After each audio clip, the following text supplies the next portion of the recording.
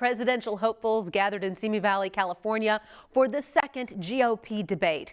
Local 5 is on your side as we dive into the big moments of the night. We also have insight on the essential takeaways for you, the Iowa voter.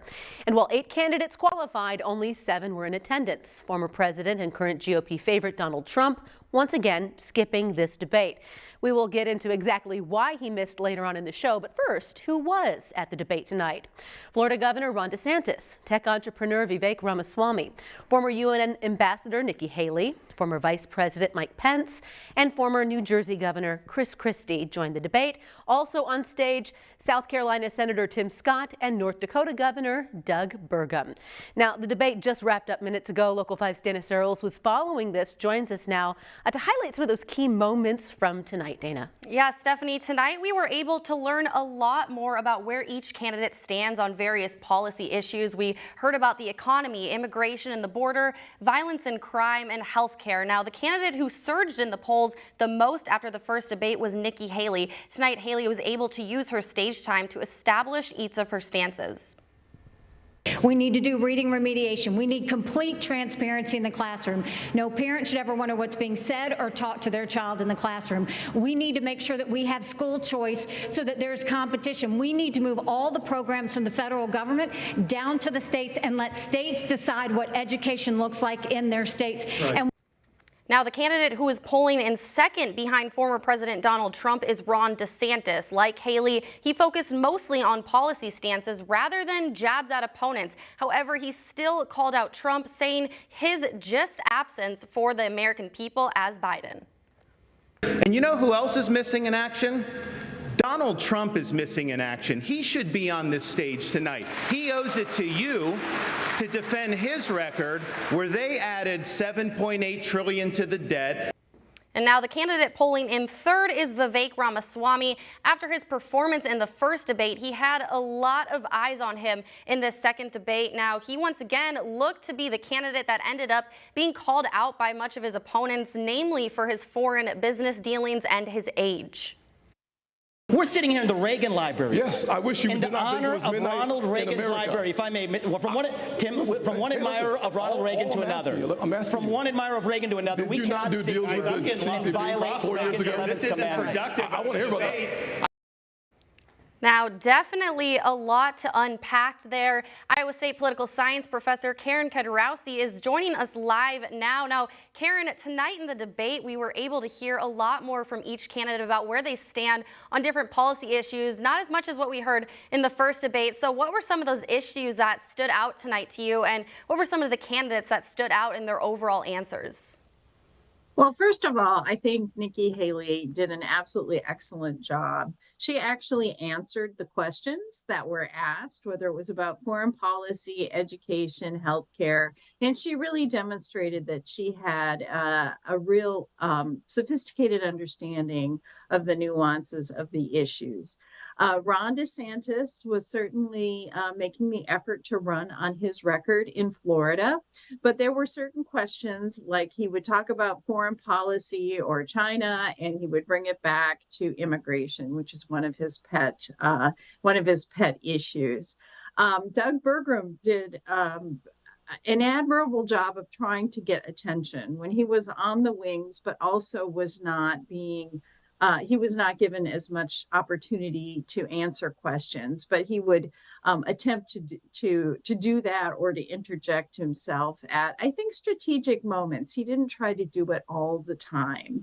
I also think that it was pretty interesting that there were 2 targets in this debate. In the last debate, there were a lot of people who were calling Vivek Ramaswamy on the carpet, and we saw some of that going on tonight. But also the fact that there were 4 different Republican candidates on the stage who attacked President Trump or criticized his policies. When before, you know, he was sort of the third rail, right? Touch him and you die. Well, I think clearly that these candidates are trying to attempt to differentiate themselves and to put themselves forward as an alternative to Trump, but also to kind of say that the Trump record is not something that is off limits.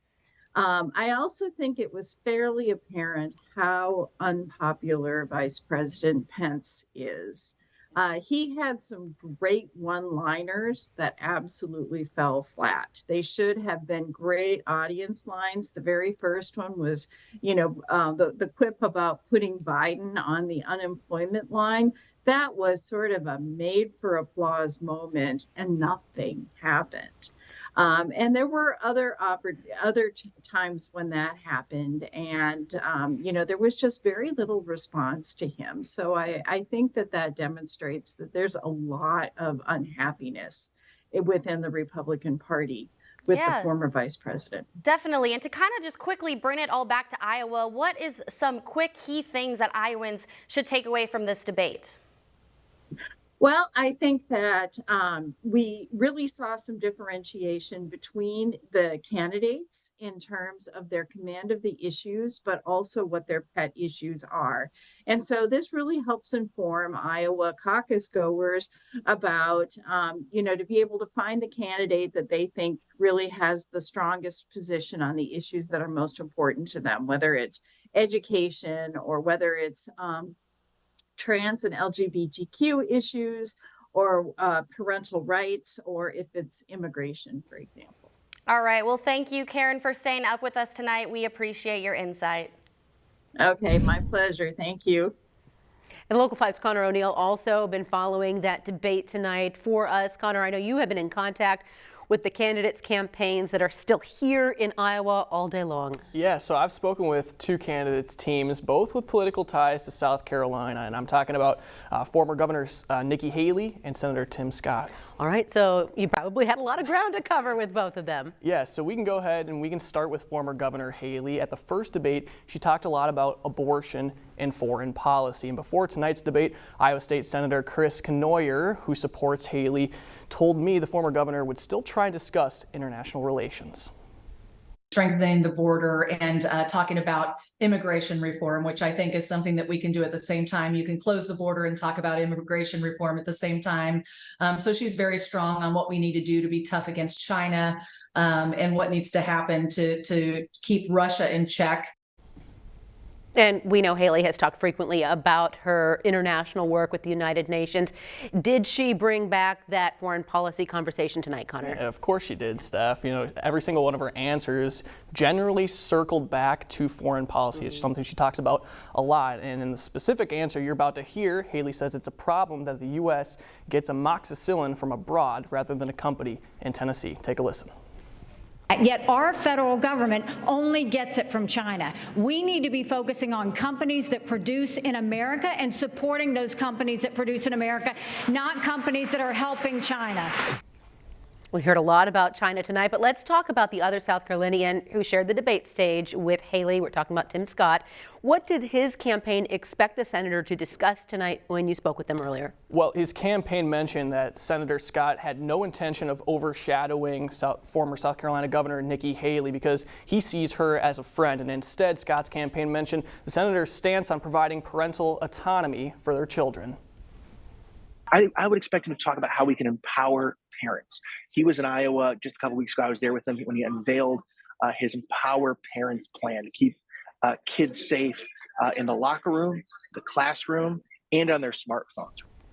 Okay, Connor, so Scott's campaign says this plan will make sure that parents have a voice in their child's education. What does that look like to him? Well, Scott wants to make changes in different educational platforms across students' lives, but he hasn't been specific on how that's going to happen. Here's what he mentioned, though, in the debate tonight. More parents had more resources to make the decisions how to take care of their family. The one thing we should do is let the American people keep their money. When that happens, the greatest opportunities rise from the ashes. Okay, so in terms of polling numbers, Steph, throughout the past week, the polls that I've been looking at, Haley, she's continued to climb from where she was at about a month ago, and most polls have her in third place now in the Republican presidential nomination, whereas Scott, he's remained about 5th or 6th place in those polls within the past week. Obviously, there's still a lot of time, though, Steph, and things can happen. Absolutely. We can guarantee we will be seeing all of those faces in Iowa. Yep. All right. Connor, thank you.